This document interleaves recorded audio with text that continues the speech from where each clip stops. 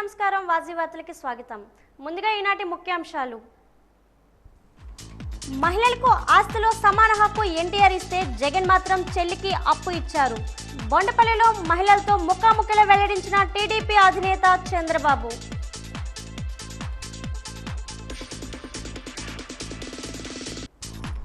పెత్తందారులపై యుద్ధం చేయడానికి ప్రజలు సిద్ధంగా ఉండాలి. చెల్లూరు సభలో ప్రతిపక్షాలపై ధ్వజమెత్తిన జగన్.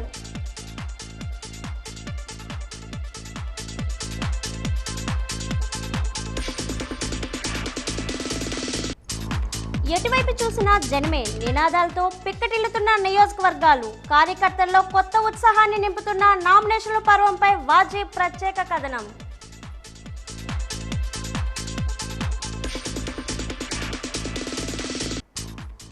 రేపు విజయనగరంలో చంద్రబాబు ప్రజాగళం విజయవంతం చేయాలని పిలుపునిచ్చిన ఎన్డీఏ కూటమి నేతలు.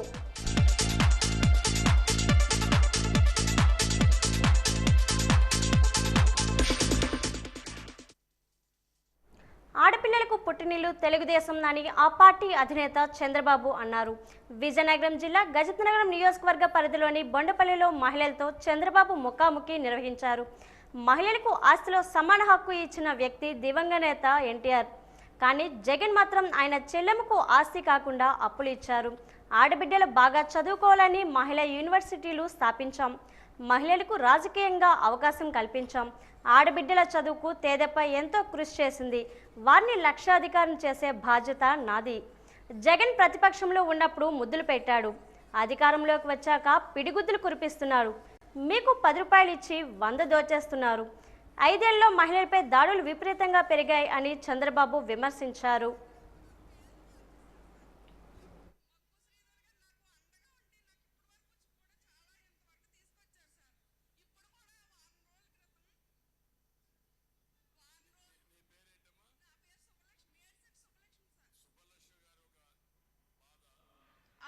భూమి మీద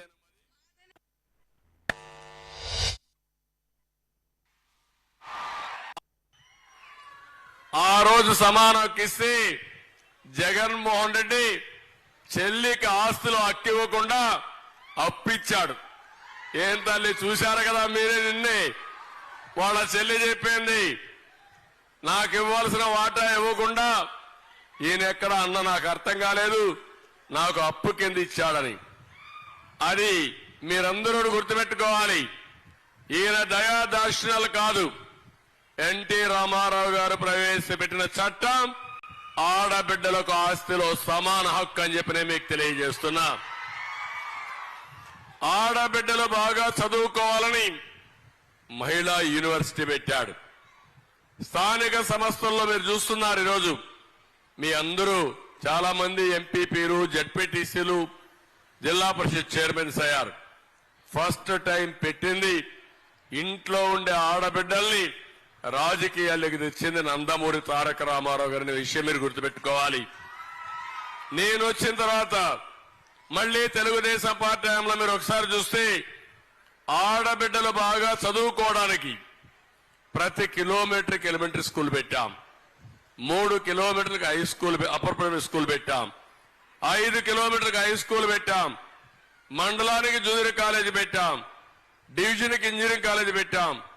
జిల్లాకు మెడికల్ కాలేజీ పెట్టి. టీడీపీ అధినేత చంద్రబాబు వెనుక బీజేపీ, కాంగ్రెస్ ఉన్నాయన్నారు ముఖ్యమంత్రి వైఎస్ జగన్మోహన్ రెడ్డి. ఒకరు ప్రత్యక్షంగా మరొకరు పరోక్షంగా మద్దతిస్తున్నాయని విమర్శించారు. ఒక్క జగన్ మీదకు బాబు, దత్తపుత్రుడు, బీజేపీ, కాంగ్రెస్ ఎగబడుతున్నారని మండిపడ్డారు. ఇంతమంది ఏకమై తన మీద యుద్ధానికి వస్తున్నారని అన్నారు. పెత్తందారులకు, నారా కౌరవ సైన్యానికి బుద్ధి చెప్పేందుకు ప్రజలంతా సిద్ధంగా ఉన్నారని స్పష్టం చేశారు. సీఎం జగన్మోహన్ రెడ్డి చేపట్టిన మేమంతా సిద్ధం బస్సు యాత్ర 21వ రోజు విజయనగరం జిల్లాలో జరిగింది. ఈ సందర్భంగా చెల్లూరులో ఏర్పాటు చేసిన భారీ బహిరంగ సభలో సీఎం జగన్ మాట్లాడుతూ ప్రతిపక్ష కూటమిపై నిప్పులు చెలరేగారు. ప్రజలను మోసాలతో వంచడమే చంద్రబాబు పని అంటూ ధ్వజమెత్తారు. ప్రజలకు మంచి చేసిన జగన్పై తోడేళ్లు దాడికి దిగుతున్నారని దుయ్యపడ్డారు. మీ బిడ్డకు తోడుగా దేవుడు దయ, కోట్ల ప్రజల హృదయాలు ఉన్నాయన్నారు.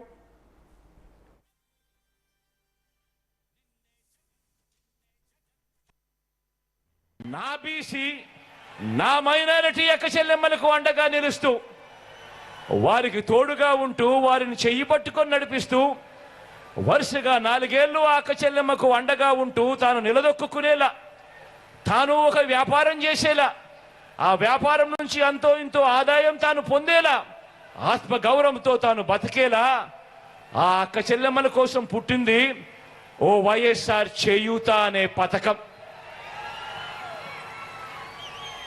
ఆ వైఎస్ఆర్ చేయూత అనే పథకం తీసుకురావడమే కాకుండా అదే వయసులో ఉన్న నా కాపు అక్క చెల్లెమ్మల కోసం పుట్టింది మరో పథకం వైఎస్ఆర్ కాపు నేస్తమని.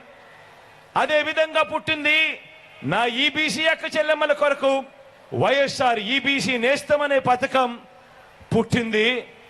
45 నుంచి 60 సంవత్సరాల మధ్యలో వయసులో ఉన్న నా పేద అక్క చెల్లెమ్మలకు అండగా ఉంటూ వాళ్ళు నిలదొక్కునేదానికి పుట్టిన పథకాలు ఇవన్నీ కూడా. ఈ పథకాలన్నీ మన అక్క చెల్లెమ్మలకు డ్రీమ్స్ ను వాటిని నిజం చేయటానికి మీ జగన్ పెట్టిన స్కీమ్స్ ఇవి కావాలని అడుగుతా ఉన్నాను. అవునా కాదా అక్క చెల్లెమ్మలని అడుగుతా ఉన్నాను. అవునా కాదా తల్లి అని అడుగుతా ఉన్నాను. మరి 14 ఏళ్ళు సీఎంగా ఉన్నా, 3 సార్లు సీఎంగా చేశానని చెప్పుకుంటా ఉన్నా చంద్రబాబు హయాంలో ఏ రోజు కూడా ఇలాంటి స్కీములు ఎందుకు లేవు అని అడుగుతా ఉన్నా.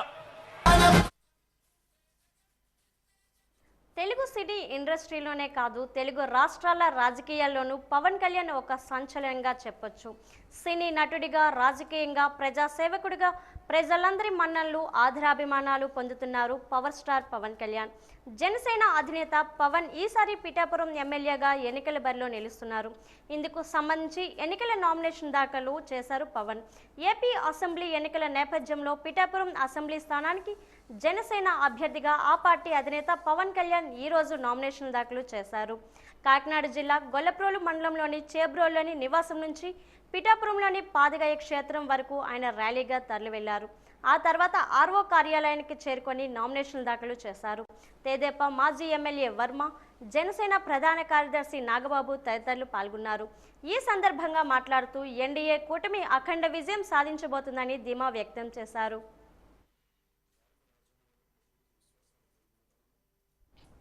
ఎక్కడ చూసినా జనం, ఎటువైపు చూసినా పసుపుమయం.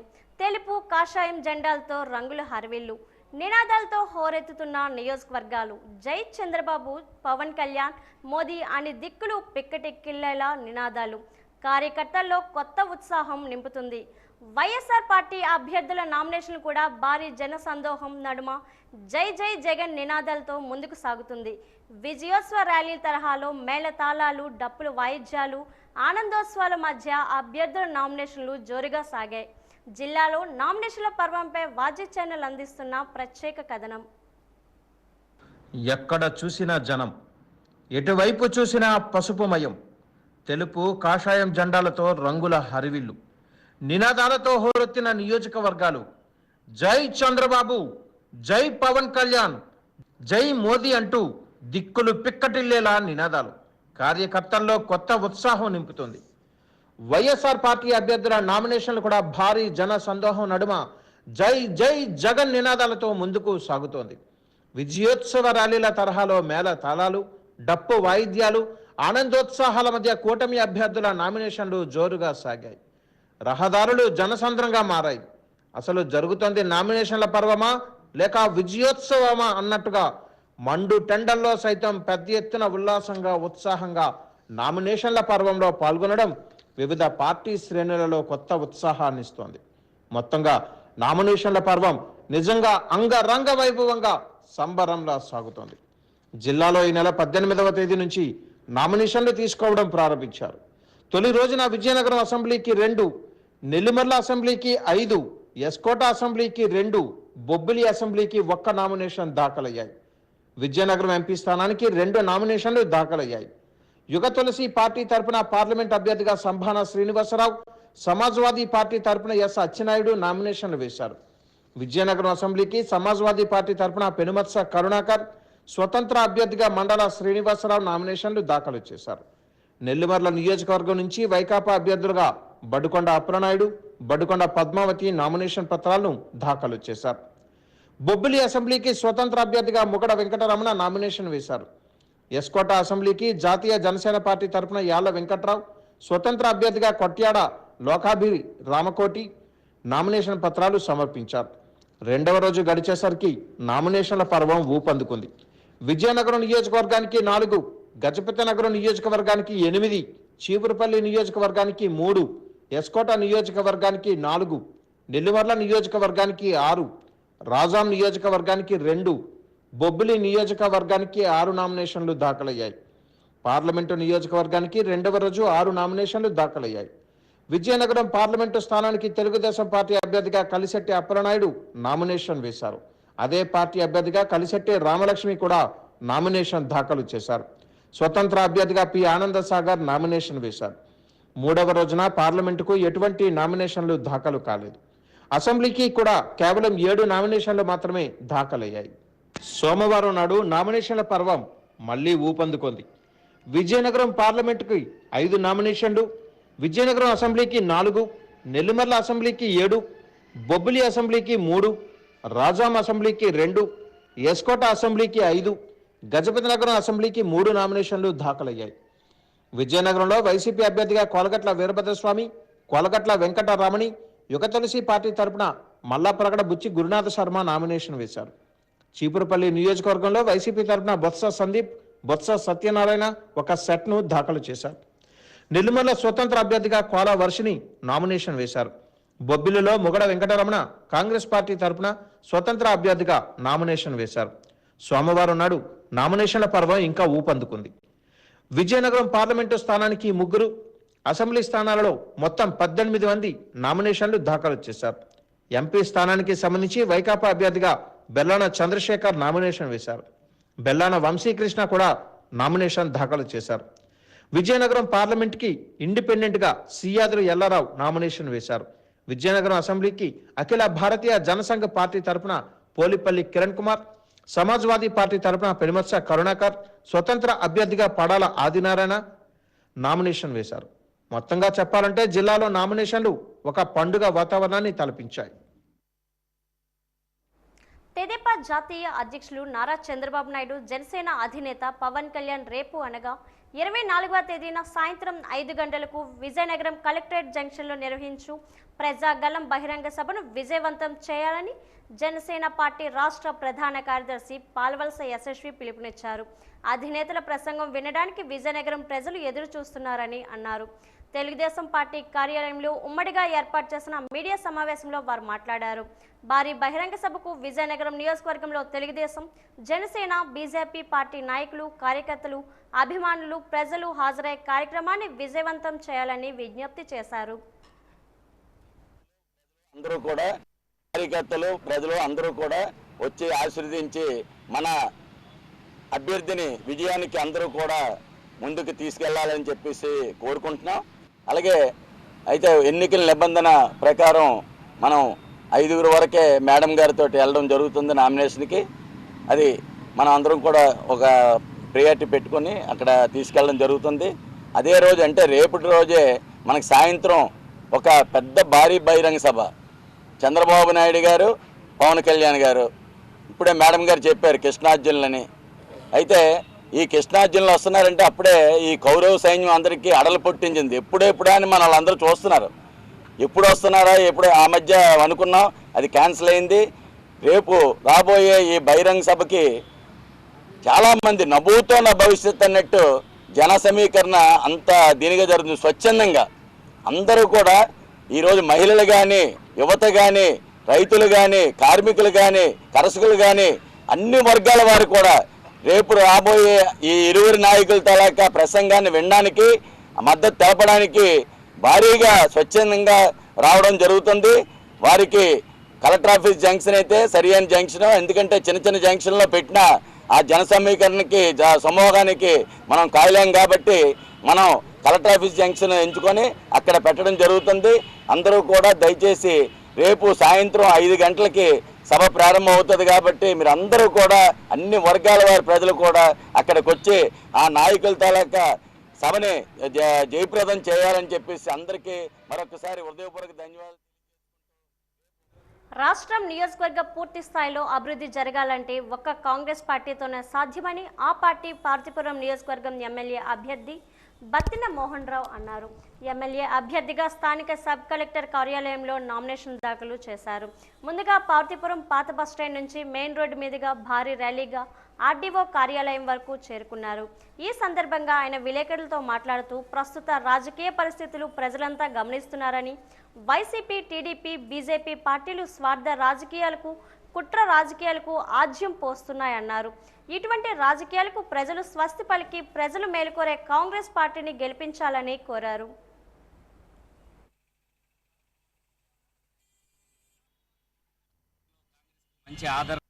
ప్రజలలో కాంగ్రెస్కి మంచి ఆదరణ ఉంది.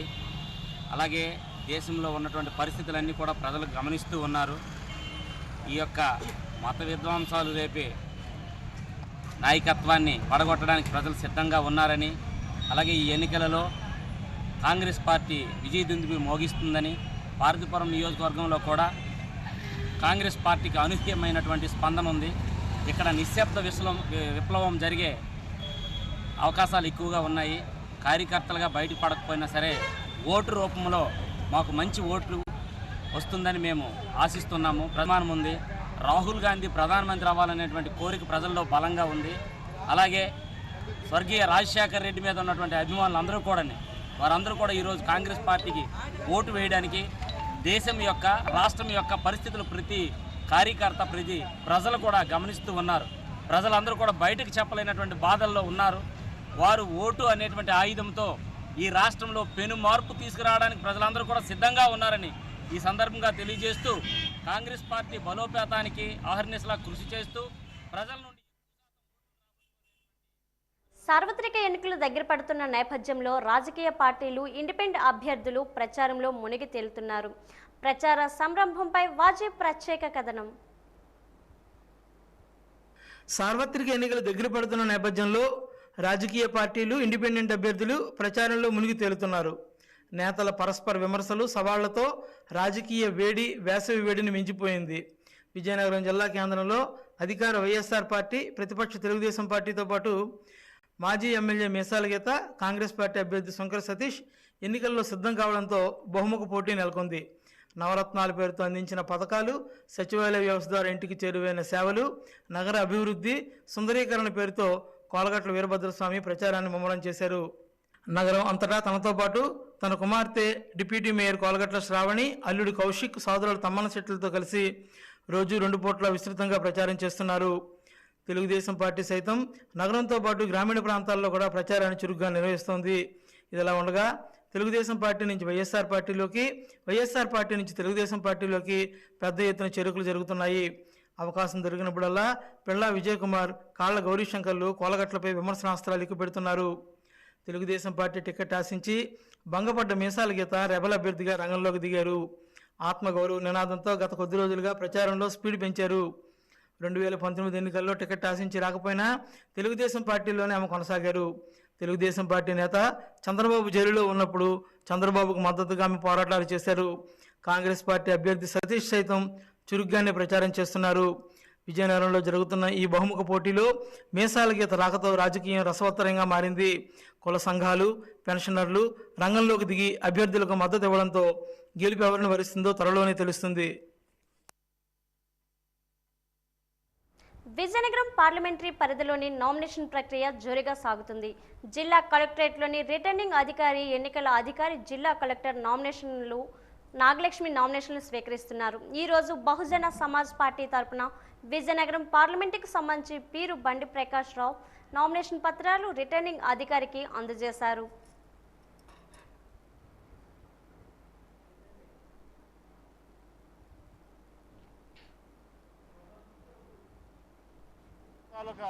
పీఠిక ఆధారంగా ఆ రోజు మన మాన్యశ్రీ కాన్సీరామ్ గారి పార్టీని ఏర్పాటు చేయడం జరిగింది. నిజం చెప్పాలంటే ఈరోజు భారత రాజ్యాంగానికి మార్పు చేయాలనేటువంటి ముఖ్య ప్రయత్నాలు జరుగుతున్నాయి.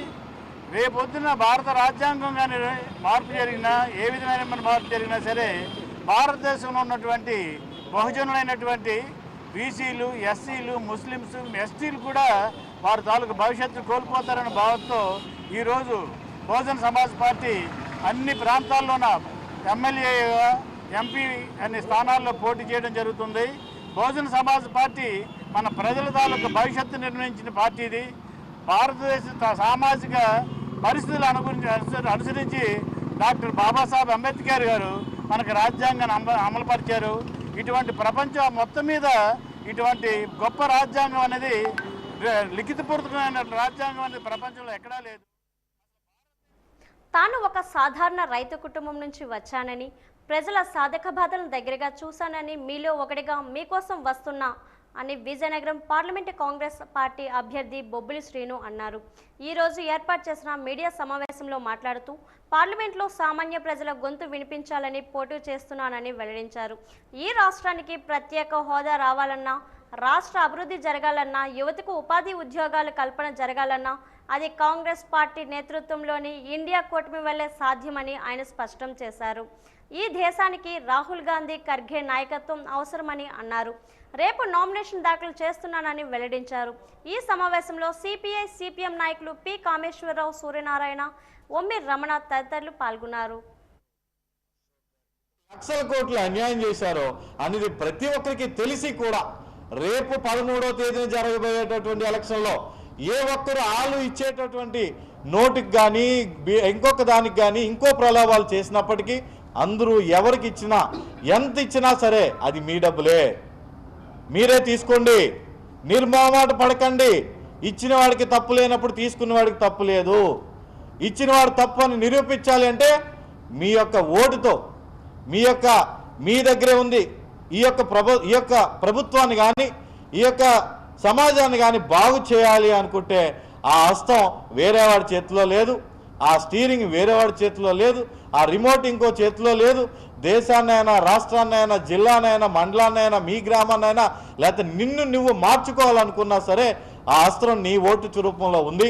13వ తేదీన వేయబోయే ఓటు కూడా మీ యొక్క హస్తం గుర్తుపై కానీ మీరు మీ కుడి చేతి హస్తం గుర్తుపైన వేస్తే మీ భవిష్యత్తును మార్చే దిశగా నా యొక్క ఆశయాల్లో నేను ప్రతి విషయంలో కూడా ముందుండి మీ గురించి నేను పోరాడతానని ఈ పత్రిముఖంగా తెలియజేస్తున్నాను. నా అనుచరులకు, నా అభిమానులకు నా శిరస్సుకి నేను చెప్పేది ఏంటంటే, రేపు బుధవారం 9 గంటల నుండి పైడితల్లి అమ్మవారి దర్శనం, ఉత్తరాంధ్ర ఎలవేల్పు ఆశీస్సులు, అమ్మవారి ఆశీస్సులు తీసుకొని కలెక్టరేట్లో రేపు నామినేషన్ 9 గంటల నుండి నాకు నామినేషన్ అంటే ప్రారంభంగా అవుతుంది. ప్రతి ఒక్కరూ కూడా దీన్ని వచ్చి నాకు మద్దతు పలకవలసిందిగా ఈ పాత్రికేయ ముఖ్యంగా నేను తెలియజేస్తున్నాను. భోగాపురం మోడల్ స్కూల్లో 10వ తరగతి చదువుతున్న విద్యార్థులు ప్రతిభ కనబరిచారు. ఆ పాఠశాలలో చదువుతున్న లెంక భావన అనే విద్యార్థినికి 588 మార్కులు సాధించి మండలంలోని టాపర్గా నిలిచింది. AP model school principal Parvathi మరియు ఉపాధ్యాయ బృందం అత్యధిక మార్కులు సాధించిన 4 విద్యార్థులకు శాలువాలు కప్పి వారి తల్లిదండ్రుల సమక్షంలో స్వీట్లు తినిపించి ప్రోత్సాహకాలు అందజేశారు.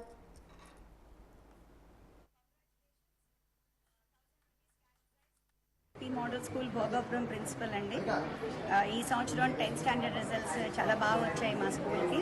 మొత్తంగా 96 స్టూడెంట్స్ అపియర్ అయ్యారు ఎగ్జామ్కి. వాళ్ళందరిలో కూడా 95 స్టూడెంట్స్ పాస్ అయ్యారండి. ఆ ఫెయిల్ అయిపోయిన స్టూడెంట్ కూడా వాడికి 1 మంత్ ఎగ్జామ్స్ ముందు 1 మంత్ చాలా సిక్ అయిపోయి హాస్పిటలైజ్ అయిపోయాడు.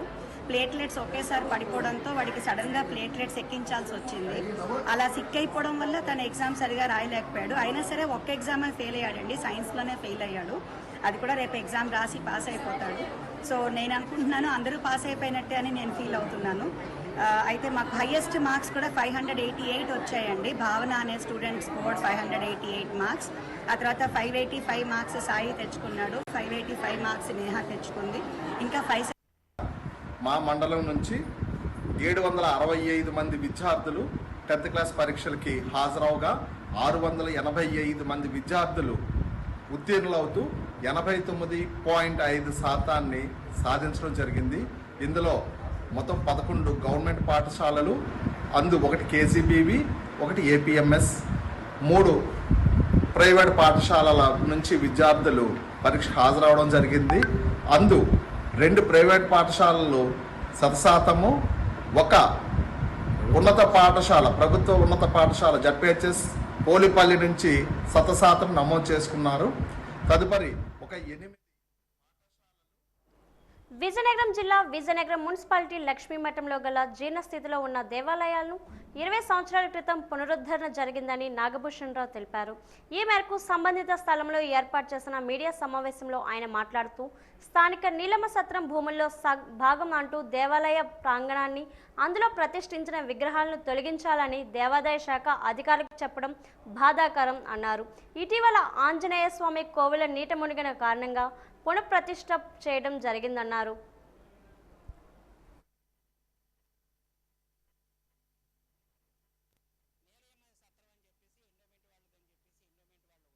వచ్చి ఇవన్నీ కూడా రెంట్లకు ఇచ్చేసుకున్నారు ఆల్రెడీ. అయితే ఇప్పుడు కోవిలికి కొంత కోవిలి కార్యక్రమాలన్నీ చేయడానికి కొంత ఖాళీ స్థలం కావాలి కాబట్టి దీన్ని డెవలప్ చేసి చుట్టూ దేవాలయం కోసం బౌండరీ కట్టి కొన్ని దేవాలయాలు నిర్మించి స్థానికులందరూ కూడా చుట్టుపక్కల స్థానికులందరూ కూడా ఈ దేవాలయాన్ని అభివృద్ధి చేస్తున్నారు.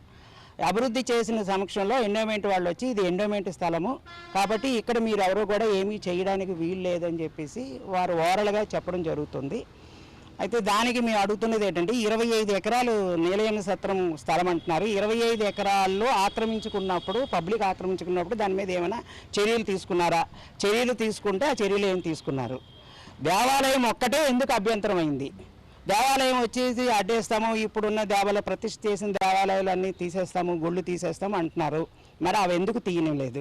కట్టేసిన తర్వాత వెళ్ళారు, మీరు అలా చూస్తే బోర్డుల మీద ఉంటుంది ఇది దేవాలయం స్థలము, ఇది ఎండోమెంట్ వారి స్థలము, ఎండోమెంట్ స్థలాన్ని ఎవరు ఆక్రమించుకోవడానికి బోర్డు ఒకటే రాశారు తప్ప అవి తీసేయడానికి కానీ చేయడానికి కానీ ఎటువంటి చర్యలు తీసుకోకుండా కేవలం దేవాలయాన్ని తీసేస్తామనేంత ఏమిటి ఆ స్పెషల్ ఇంట్రెస్ట్ అనేది విశ్వ పరిషత్ పరంగా మేము అడుగుతున్నాం.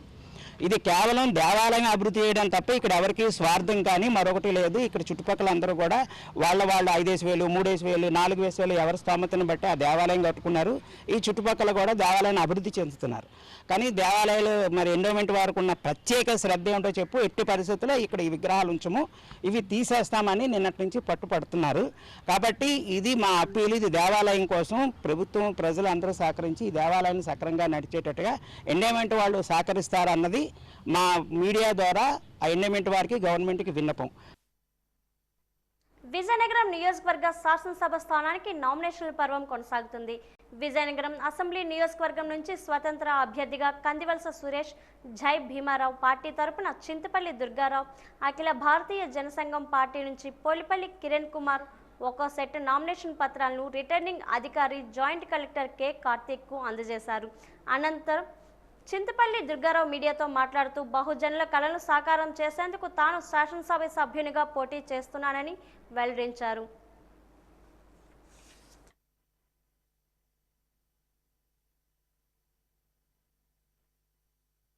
విజయనగరం నియోజకవర్గ ఎమ్మెల్యే అభ్యర్థిగా పోటీ చేస్తున్నాను. ఈరోజు మరి విజయనగరం నియోజకవర్గం నుంచి నామినేషన్ దాఖలు చేయడం జరిగింది. మరి ఈరోజు నన్ను మా జై భీమరావు పార్టీ వ్యవస్థాపకులు జాడ శ్రావణ్ కుమార్ గారు మరి ఈరోజు విజయనగరం నియోజకవర్గ ఎమ్మెల్యే అభ్యర్థిగా మరి నామినేషన్కి బీఫార్మ్ అందించి నాకు మద్దతు తెలిపినారు. మరి అతనిచ్చిన నమ్మకాన్ని అమలు చేయకుండా మరి విజయనగరం ప్రజలందరికీ కూడా మరి కోటు గుర్తుపై ఓటేసి మరి నన్ను అత్యధిక మెజారిటీతో గెలిపించాలని మరి ఈరోజు స్వతంత్రం వచ్చి నాటి నుంచి నేటి వరకు కూడా మరి బహుజనులందరూ కూడా ఎస్సీ ఎస్టీ బీసీ మైనారిటీలందరూ కూడా రాజ్యాధికారానికి నోచుకోలేదు. మరి ఈరోజు అన్ని నియోజకవర్గాల్లో కూడా మొత్తం ఆంధ్రప్రదేశ్ 170 నియోజకవర్గాలు కూడా జైభీం పార్టీ నుంచి పోటీ చేయుచున్నాం. మరి విజయనగరం నుంచి నేనైనా చింతపల్లి దుర్గారావు కోటు గుర్తుపై ఓటేసి గెలిపించాలని అభ్యర్థిస్తూ బహుజన రాజ్యాధికారమే అంత్య లక్ష్యమని మరి బహుజన మహాపురుషులైనటువంటి కాంచీరాం మహాత్మా జ్యోతిరావు పూలే పెరియార్ రామస్వామి. వార్తలు ముగించే ముందు ముఖ్యాంశాలు మరోసారి. మహిళలకు ఆస్తిలో సమాన హక్కు ఎన్టీఆర్ ఇస్తే జగన్ మాత్రం చెల్లికి అప్పు ఇచ్చారు. బొండపల్లిలో మహిళలతో ముఖాముఖిలు వెల్లడించిన టీడీపీ అధినేత చంద్రబాబు.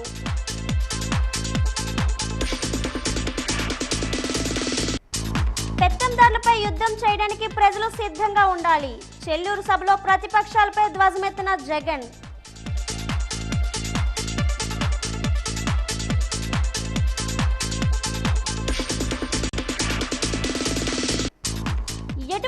చూసినా జనమే నినాదాలతో పిక్కటిల్లుతున్న నియోజకవర్గాలు, కార్యకర్తల్లో కొత్త ఉత్సాహాన్ని నింపుతున్న నామినేషన్ల పర్వంపై వాజీ ప్రత్యేక కథనం.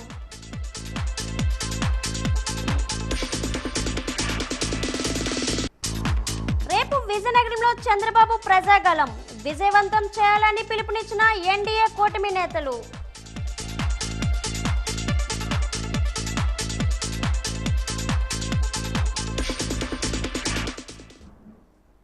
వాజీ వార్తలు ఇంతటితో సమాప్తం. నమస్కారం.